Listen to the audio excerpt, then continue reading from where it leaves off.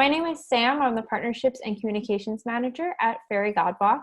And Fairygodboss is the largest career community for women. Our mission is to improve the workplace by increasing transparency. We offer a ton of great free resources like company reviews, job listings, articles, virtual recruiting events, and so much more to help you succeed throughout your career. We will be taking some questions at the end of today's webinar. You'll find that Q&A button at the bottom of your screen. Feel free to leave questions as yourself or anonymously. Don't be shy, ask whatever comes to mind, and we'll get to as many as possible at the end. We'll also be recording today's webinar and sending it out in a follow-up email, as well as posting it to the Fairygodboss site later today. So if you miss anything, have to rewatch this back, or you just want to share it with a friend, you'll have the ability to do so.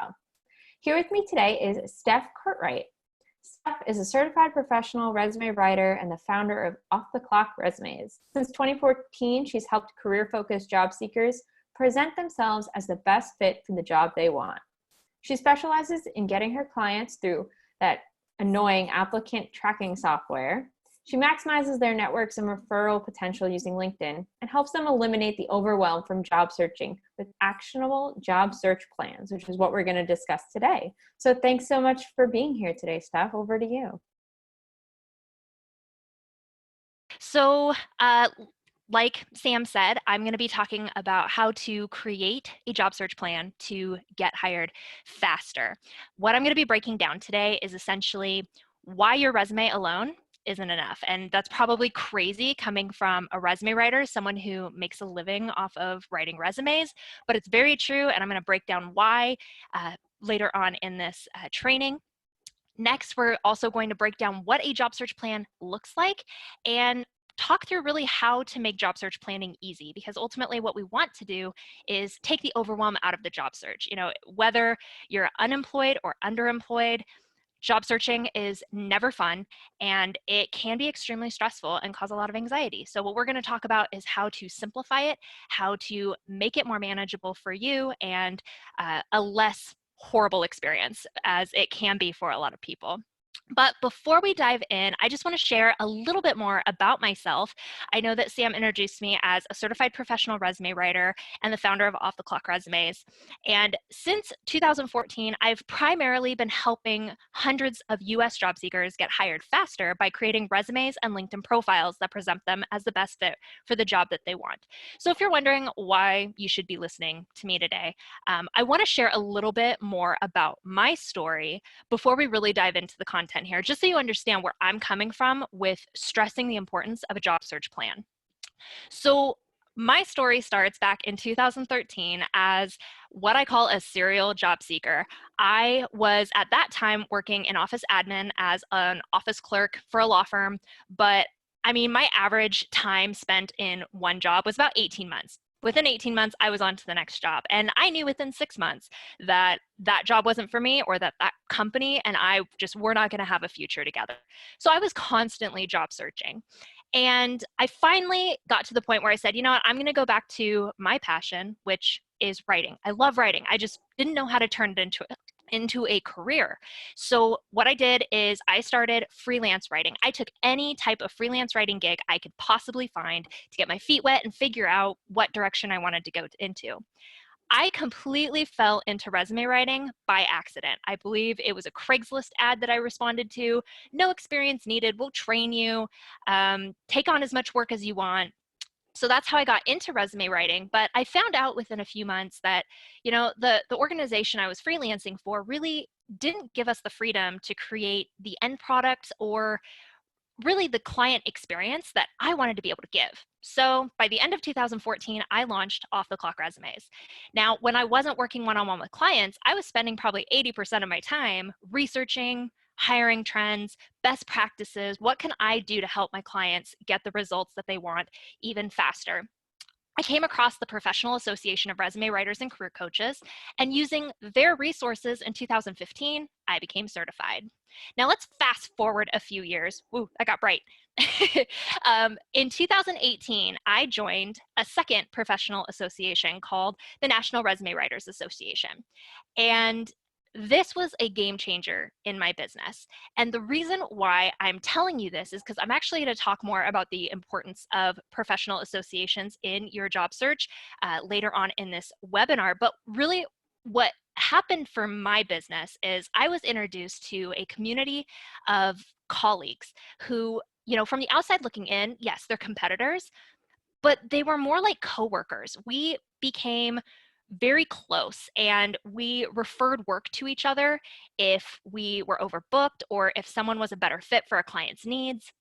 There were, through the association, constant training opportunities, educational opportunities that you could do from home. And then obviously they have an annual conference. And when I attended my first annual conference in 2018, I was introduced to the idea that beyond resume writing and LinkedIn, there's more you can provide for your clients and more support you can provide within the job search planning realm without being a career coach. Now, I'm not wired to be a coach. I'm a writer. I like those project based, deadline oriented type projects, not necessarily the long-term experience with a client. I'm a project-based person.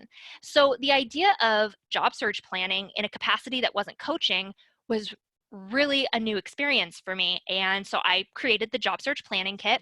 And really within the last year, I've really seen the impact that job search planning can have in a positive way for job seekers. And that's why I'm making more of a foundational shift to job search planning first with everyone I talk to who's a job seeker, as well as what I offer my clients. So why is job search planning so important? Well, the average job search in the United States lasts about 5 months. Now, that's a statistic from the US Bureau of Labor Statistics. And that statistic actually is pretty consistent since 2018, maybe even earlier than that. I couldn't see the dates previous to 2018, but this has been the standard for several years. And frankly, I mean, we're all very aware of what's going on in the country right now, economically and with the job market. That 5 months is probably not going to be shortening anytime soon. It might even be extending. So what do we do? And essentially, why is it taking so long to get hired? Well, you've maybe seen the statistic before.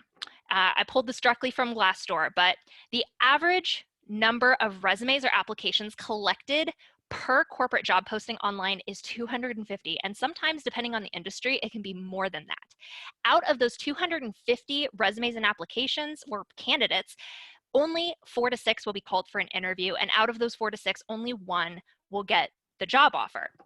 Now, those are not very good odds. If you do the math, that's less than a 2% or about 2% chance that you're going to get a job offer from applying for a job online. So again, what can we do about this? What's the alternative?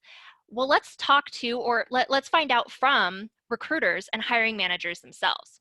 So JobVite surveys recruiters and hiring managers every year or every other year and gets information about how they're hiring. And this, I believe, was pulled from 2018. I don't remember off the top of my head right now, but referrals are 5 times more effective than all other sources of hiring. That's not saying that they're 5 times more likely to be hired. They're saying that those referrals are 5 times more effective of a hire, meaning that they're more desirable. In fact, 46% of employees hired through referral programs stay for 3 years or more, while only 14% of those hired through job boards stay. So no wonder they prefer referrals. They're more likely to be better fits for the company. They're more likely to find that career fulfillment in those roles, likely because, everybody loves to read reviews. Everybody loves to, go off of feedback from people who have worked at a company or used a product. So referrals are key. You've likely heard the term or the phrase, it's not who you know, it's not what you know, it's who you know. You've likely heard this from your dad or just someone in your life at some point. Well, what we're finding is that's not actually true. You'll actually find that it's not who you know, it's who you know and what you know. And you're not going to hear that just from me. You're going to hear that from other career service providers, because a resume is still essential in a job search. You're still going to be applying for jobs online in some capacity. And it's also your referral network that's going to be helping you in your job search to become a referral as well. It's not about putting all of your eggs in one basket. It's about utilizing multiple strategies to essentially get results faster in your job search. And when I'm talking about results, I mean, what is it that you want? You want more interviews, you want job offers, you want a higher paying job in a much shorter amount of time. So that's what we're really talking about, how to achieve by utilizing multiple strategies. But so what are people doing right now? This is the typical job search and what it looks like. This is not a job search plan. This is what everybody is typically doing when they decide it's time to start a job search. First thing they're going to do is they're going to update their resume. Now, this can look different. This could be downloading a free template or even buying something graphic and pretty and bold from Etsy and adding their most recent job to it, maybe adjusting the objective statement or their list of skills. And that's about all they do with their resume. Next, they may want to take a peek at LinkedIn. That could either be creating an account for the first time or going back to their very neglected account, adding their most recent job, and then, scrolling through their messages to delete the sales and junk messages that they've just been ignoring up until this point.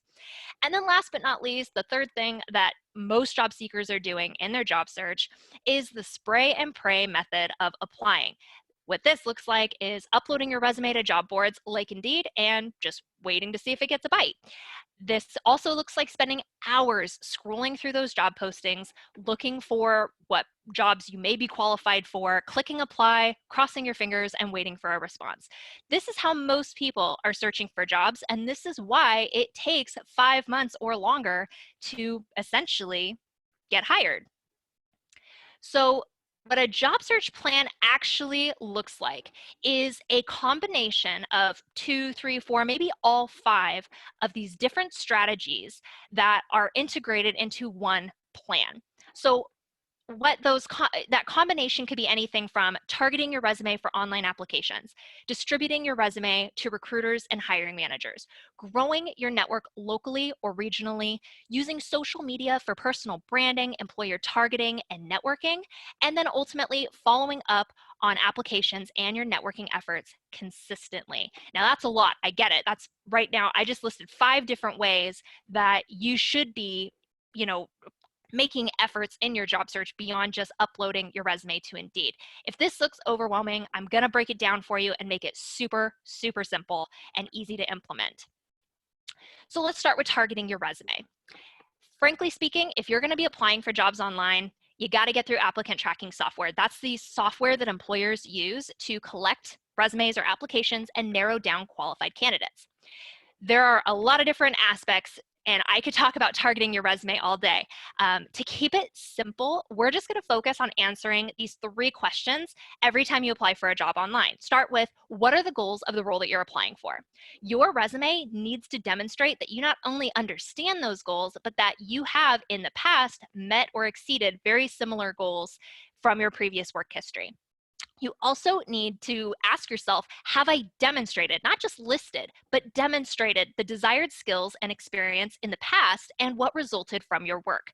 This is how you're not only going to pass the checklist from HR once your resume gets through applicant tracking software, you're going to pass that checklist. Yes, they have the experience. Yes, they have the skills. But then once that resume gets passed through to a hiring manager or a direct supervisor, someone who is really understanding of the intricacies of the role you're applying for, they need to determine what sets you apart from someone else. Your results are what are going to help you set yourself apart from other candidates. Because I hate to break it to you, but most candidates out of those, we'll use that 250 statistic. Out of those 250, there's a very good percentage of those candidates who have the same skills as you, who have the same years of experience as you. You've got to separate yourself in some other way, and your results are one way you're going to be able to do that. And then finally, what terms and phrases are they using specifically in the posting, and can I add those into my resume? That's the key to getting through applicant tracking software. That's keyword optimization, and that's making sure that you are mimicking the terminology used in that particular job posting. As an example, and this is a really minimal example because, you know, your keywords are going to be like skills and experiences for the most part, but think about it this way. Is the job posting using the words customers or is it using the word clients? If your resume has been talking about your experience working with clients, but the job posting is referring to customers, that's a very easy way to swap out terms and phrases and keyword optimize your resume. So next, there's distributing your resume. The most common ways to distribute your resume are through company websites and job boards. There's nothing wrong with this, but you should not be investing 80% of your job search time in this particular strategy because, as we've seen, it's not as effective. So what are some other ways you can distribute your resume? Well, there are resume posting services, and I wanted to mention Resume Rabbit because what's really nice about Resume Rabbit is for a flat fee, you can have your resume posted to multiple job boards. But the key with Resume Rabbit is you can actually select the specific industries or career level that you are trying to target in your job search. And then your resume will be distributed to recruiters and hiring managers in those specific areas. So it's a much more effective approach than simply uploading your resume to Indeed and hoping someone takes a bite and hoping that that person who takes a bite is hiring for a role that is even relevant to what you're looking for. And then finally, there's recruiter outreach on LinkedIn. Basically, all recruiter outreach means is searching for independent or in-house recruiters, connecting with them, letting them know that you are looking for a new job, and you can sometimes, I mean, I don't know if I necessarily say provide your resume up front, but make sure you know if A, they're hiring or looking to fill roles that match your background, and then let them know that you're looking and would love any help or a referral to someone who would be a better fit for you, who may be hiring or filling roles that are more relevant to your background. Just remember, recruiters don't work for you. Recruiters work for organizations or they're independent, so they're really, they get paid when they fill a job. It's not you that they're trying to find a job for. So if you approach a recruiter understanding what their role is, you're going to have much more success with recruiter outreach. And LinkedIn makes this really, really simple. Next, there's growing your network. There's two different ways to look at this. Let's look at growing your network regionally and locally. So joining relevant professional associations is listed first here because my experience can be paralleled to a job seeker's experience. When you join a relevant professional association, you're going to have access to training opportunities to upskill. You're going to have access to networking opportunities to grow a referral network within your field or industry. And you're also going to be able to access resources specifically to job seekers in those fields and industries. So don't discredit the benefit to joining a professional association. There's also job fairs, job clubs, and meetup groups. You can look for these. Now, I realize right now in the environment we're in the States right now, attending job fairs, job clubs, and meetups just isn't practical. Virtual networking events are really hot right now. I actually did a quick Google search last night and I found that they're doing a virtual job fair in New York in July. So there are virtual networking opportunities like this that you can find. You just have to do the research to find these opportunities. And then also using social media such as Facebook groups that are very targeted for your field, your industry, your area, the area you're trying to relocate to. Utilizing these Facebook groups will also expose you to more opportunities to grow your network locally and regionally. Now, if you're like me, networking makes you very uncomfortable. I get some social anxiety in groups, and even attending that first annual conference was a big step for me. I am not comfortable networking. So LinkedIn has been a wonderful way to ease into networking. You can start as simply as just starting and contributing to newsfeed conversations. That means leaving meaningful comments that are longer than 4 words, that either share your insight or opinion, that ask a question, that share some encouragement, just basically keeping the conversation going just from the newsfeed. That is a form of networking. Now, where the networking magic really happens is in one-on-one private messages. So if you can move those conversations in LinkedIn into a private message, get to know someone very well, especially someone in your field or industry, you can ask to schedule an informational interview, which right now can look like a 15-minute video chat where you ask some questions about how they got to where they are in their field, what they think about the companies that they've worked for. You can ask questions that help build a mutually beneficial relationship without seeming self-serving. And that's really how you're going to build a network of potential referrals. And then finally, there's employer targeting and recruiter outreach. We talked a little bit about recruiter outreach already, but really what employer targeting is looking up a company's page on LinkedIn, taking a look at the employees who work for that company who are also on LinkedIn, narrowing down those search results to find the people in the departments you'd love to work for, or in HR, or the people who hold the titles you'd love to hold or are pursuing, and then reaching out and starting those networking conversations with them to help get your foot in the door at those companies. That's what employer targeting is. It's really, it sounds like a scary, complicated, overwhelming word that, it sounds way out of your comfort zone. It's just talking to people. It's just starting and continuing conversations. Next, there's social media. 60% of recruiters are using social media to research candidates. This is both when they're sourcing candidates and when they're checking you for a background check. So you really can't discredit the power of social media. And I'm talking about way more than just cleaning up your photos, your tags, and what you've posted. I'm talking about way more than that. Ask yourself, what can you be posting about yourself that attracts your ideal employer? What can you be sharing about that showcases your skills or what you do in your free time constructively? Volunteer experiences, the things that you do to upskill and improve, or personal development types of activities you can be sharing. And then how can you be interacting with your ideal employer online? We've already talked a little bit about employer targeting on LinkedIn. This applies also to commenting on or sharing a post that they shared on Facebook of something new in the organization that interests you, and they're going to take notice of that. So using social media more strategically in your job search will attract interest and wow your ideal employers. And then finally, there's following up consistently. Now, this is the number one mistake I see job seekers make. They maybe follow up on an application once or a job interview once, and then they disappear. Now, you need to be following up on all of your job applications, all of your networking efforts. I mean, a networking relationship doesn't start from one message. It takes multiple back and forth messages and conversations to develop that relationship that may lead to getting to know, like, and trust you, and maybe referring you to a job that would be a great fit for you. Now, I highly recommend utilizing multiple methods of communication. You don't just have to call the company over and over again to ask if, they've looked at your application. That's going to be annoying. But you can use LinkedIn to connect with the people that you have reached out to previously in the company and let them know, hey, I recently applied. Do you know who I can be talking to, or have you heard any more about if your department is hiring?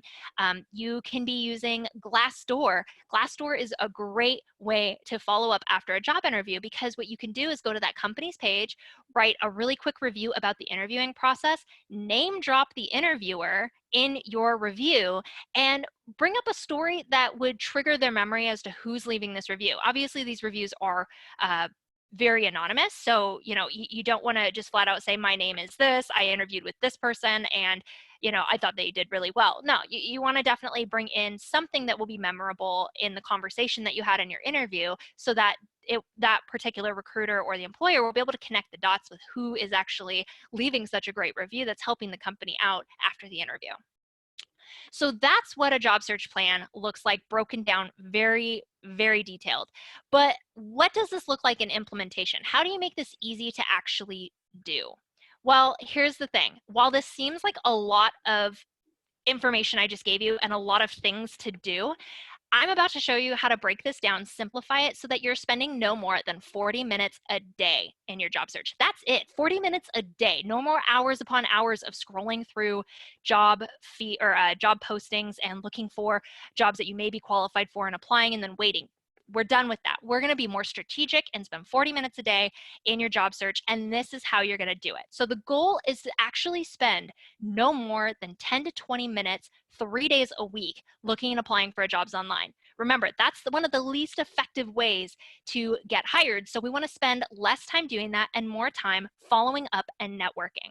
So what that looks like is spending 5 to 10 minutes a day following up on your applications and interviews, and then spending 5 to 10 minutes a day following up on the networking conversations or the networking relationships that you're trying to build by checking your LinkedIn messages and responding. Quit ignoring your messages in LinkedIn. This is where that networking magic happens, but you have to partake. You have to actually try and make an effort and do it consistently.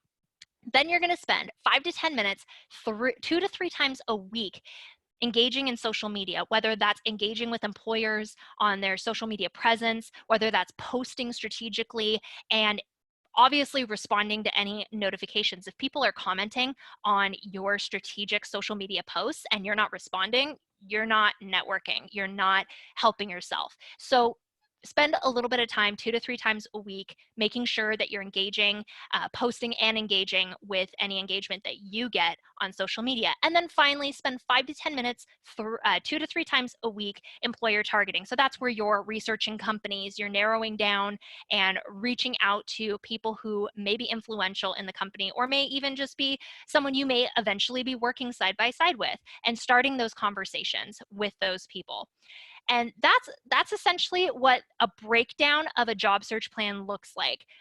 I'm sure you've been like frantically taking notes here, and that's great. But I want you to know that you can actually download a free job search plan and get tips for how to customize your own. If you go to offtheclockresumes.com/plan, you'll see here, I actually give you a sample, which is already filled out for you, or the blank template. You can fill out yourself and make it more manageable for you. Start small. You don't want to overwhelm yourself.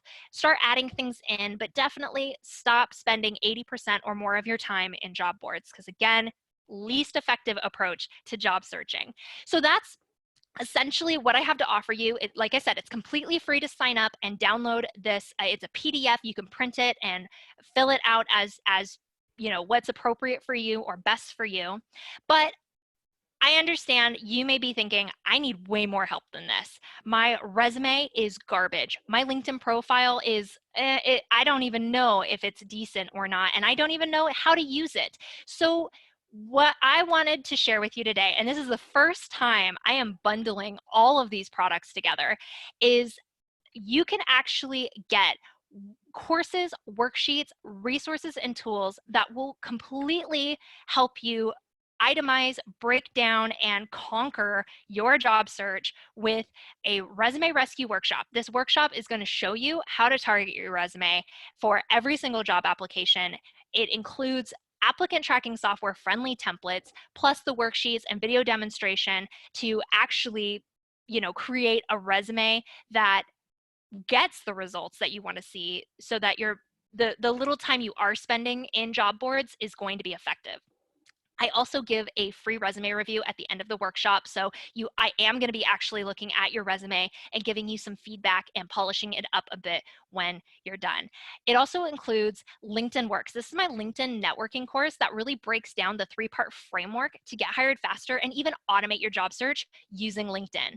This bundle includes the networking strategy generator. So I'm going to help you figure out exactly which strategy for networking is going to be the best for you based on your personal preferences, and then give you a step-by-step plan how to bring that plan to life or bring that strategy to life in your job search. It also includes a 12-week social media action plan with curated caption prompts, there we go, and action tasks that are going to help you to attract, wow, and interest those ideal clients that you want to basically show off for and attract on social media. It includes an employer targeting guide, which is going to break down how to narrow down who your ideal employer is and then get your foot in the door at those companies. A follow-up planner, which is essentially a spreadsheet that's going to generate the best dates for you to follow up on job applications, networking efforts, and job interviews. And then finally, an onboarding worksheet, which is going to help you transition into a new role more smoothly by essentially helping you set those 30, 60, and 90-day goals. We really want you to thrive in a new role. You don't necessarily want to start a new job and then 3 or 6 months in, like my previous history, is decide, this really is not a good fit for me, when you could have established these goals ahead of time and actually thrived and saw yourself in that company in the future. So all of these are bundled together. It's a $341 value that is bundled for $289. However, to thank you for sticking with me through this webinar, I want to give you an additional 10% off. So you're actually getting 25% off all of these products in the Career Boost bundle when you use discount code FGBOSS, all capitalized. All you have to do is go to offtheclockresumes.com/CBB, and you'll be able to find more information, more about each of these individual products that are in the Career Boost bundle and why you really should invest in your career now. So I believe we are going to take some questions now. Thanks so much, Steph. And Yeah. everyone, I will be including those links in the follow-up email. So don't worry if you weren't able to write them down. They'll be coming straight to your inbox later today. I'll even go back and just put that last screen up. Oh, perfect. That way, you know, if they didn't quite get that last one. Okay. I'm going to stick around for like another minute or two so we can get to a few questions. But if you have to hop off, don't worry. We'll be sending out the recording later today. So you can always come back and rewatch it to see what those answers were. We had so many questions come in. So I'm just going to be picking some that came in from multiple people so that we can kind of answer the high level questions first. One that came in from a bunch of people is, it's kind of a two-sided question here. Okay. Somebody asked, is there any value in joining different professional organizations that might not be directly related to your profession? And then somebody else asked, kind of on that similar topic, like, how do I find these professional associations and these organizations to actually join? Right. Okay, so I'm going to try to hit the first one, which was, again, joining ones that may not be as related to what you're targeting. The only time I would say yes, there is some value to that is if you can connect the dots as to what value you're going to get out of joining that professional association. For example, if you are a project manager, yes, there is a professional organization for your field. You may want to join other associations that are very specific to tech because there is a need for project managers in tech specifically. So you may get access to more opportunities in an industry, general professional association versus just a field specific association. Even if you're not, you know, in IT specifically, you're not, you know, a software developer, you may still find value there. But just keep in mind, professional associations typically cost a membership fee. So you want to be, especially in these times, really conscientious of what is the value you're going to get from joining this association, and should that potential investment be spent elsewhere if you're not going to get really enough value out of it. I'd really do a lot of research, even interviewing, you know, asking for informational interviews of other people you know who are in those associations, to ask them what is some of the value you get out of this organization before you even sign up. And then to answer the other question about where to find these, I actually curated a huge list. I think there's hundreds of organizations, and I have those put together in the networking strategy generator. So you can actually search by your industry or basically your field and find different organizations that are relevant. But there are websites that have curated these for you. Just Google search professional association and your field, your industry. Google's a great tool. Use it. I always say Google's your best friend. Yeah. This question came in from, I think, like 5 or 6 different people here. Okay. But it's all about kind of tailoring each resume for a job. And on the similar note, like doing a customized cover letter with every single job. Somebody asked, it seems like it's a very time-consuming process. Do you have any suggestions on how to manage it and how to keep up with kind of all these different keywords for every single job? Okay. So yes, it is time consuming, but if you are being strategic in your job search and you're applying for very similar roles, you should only need to adjust little things here and there. I tell my clients that once you practice resume targeting, because it really is a skill that you have to learn and practice to get better at, it's going to take less and less time to do. I tell my clients to, you know, work towards spending no more than 10 minutes reworking your resume for each job application. That's what your goal is, to make it much quicker. So what I do in the resume rescue workshop is I actually mirror my one-on-one process with clients through that workshop, and I tell you exactly how to analyze job announcements, how to find those keywords, implement those. I don't want it to seem so overwhelming, but that just has to happen to get through that applicant tracking software. That's just how that software is designed. You can not like it, but you have to embrace it, or else you're just wasting your time. You're just spending your time applying. I mean, applications can take a long time to fill out depending on, how it's built within the company software. So if you're going to spend that time, you want to make sure you're putting your best foot forward. And as far as customizing cover letters, so here's the thing. A lot of companies don't even ask for cover letters anymore because everybody sends the same generic, broad, doesn't tell me anything new about you cover letter. So instead, what I tell my clients, or any job seeker for that matter, is you have to use your cover letter to explain why you want to work for that specific company, what it is about their mission, vision, and goals that is really exciting you to work for that company, and help them connect the dots beyond your qualifications and achievements. You've got to add more. You've got to supplement or complement your resume, not just regurgitate it. So that's really the key with cover letters. And again, be very careful about sending in cover letters when they're not requested. I actually can't tell you how many times I've been paid to write cover letters for Amazon. Amazon specifically says on their career pages, and I did not realize this until just recently, do not send us a cover letter, we will not read it. So pay attention to these things. Sometimes it's in a frequently asked questions section or on their career pages. Sometimes you may just need to ask someone in the HR department at that company, should I even bother sending you a cover letter? Just ask. There's nothing wrong with asking. Yeah, that's such a great point. And especially like Steph mentioned earlier, you're going to want to put a lot of your time into networking anyway. Yes. So really, shift your priorities around to make sure that, yes, you're tailoring your networking outreach so that maybe you don't have to spend as much time doing all these cover letters and resumes and keywords and all that great stuff. I have time for one more question that I think is really important here. Yeah. It came in from a few people, Jane, JL. They're asking about like people with career gaps. Is there anything that they should be especially mindful of if they have a gap in their resume and they're trying to get back into the workforce? Are there any parts of this job search plan that are more important for them, less important for them? Kind of just, do you have any tips for the people who are trying to return to the workforce? Absolutely. Online job postings, online job boards are your biggest enemy in this area because that applicant tracking software is likely designed to flag major gaps. Granted, in the state of, the environment we're in now with the job market as it is now, the economy as it is now, employers are going to be far more understanding. I mean, I think back to in 2008, when that recession hit and jobs were really hard to find. People with gaps in their resume in that period of time, it's understandable. And it's not questioned like, you weren't, you were just being lazy, or, you were fired because you're a bad employee. That's not the thought process that is going through the minds of recruiters or hiring managers at all, especially when they realize this is happening everywhere, or this is a very widespread issue.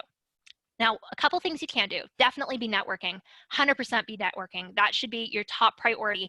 Following up, networking, social media, doing what you can to present yourself as not only ready to work, but ready to get results for whatever company you can get a job offer at. Now, what I would say is I've actually had clients in the past, and this is one of my best examples, who he said he strategically took a year off. He was very stressed out at his job. He saved up so that he could take a year off to travel, but he had that year gap. That's a pretty significant gap. If you've got a few months, I wouldn't worry so much about it, but a significant gap, a year or more, you've got to explain that a little bit. So what we actually did on his resume is we talked about, what are some things you did during that time? Well, he actually took time out of his time off to help consult on a few career-related projects. He actually consulted on some things that were relevant for his field. Better yet, he actually started hosting a podcast where he was sharing his expertise in that particular field, and it was a very niche field. And so we used that to fill in that gap. And that is something that you can do, especially if you're going to be applying for jobs online and you need to fill the gap. What are some things that you've done constructively that show either transferable skills, soft skills, like your communication skills, project management skills, problem solving skills? What are some things that you can do to fill in the gaps with volunteer experience, professional development efforts that you've made? I mean, you've really got to think outside the box and present it in a way that adds value to that particular employer. Yeah, that's great advice. Fill in the gaps. It is very unlikely. There's almost a 100% chance that you were not doing nothing during your time, taking a career gap from the traditional workforce. Even if you were, on the PTA committee for your child's school, that's doing something, that's actively working, that's communication skills, it's all those soft skills, maybe even some technical skills. Maybe you taught yourself how to code in the meantime. All really important things that definitely will help you kind of bridge that gap. Unfortunately, it looks like we are out of time. I have to hop off, but thank you so much to Steph, and thank you everybody for hanging with us. We really appreciate it. We'll catch you at the next one. Bye. Bye.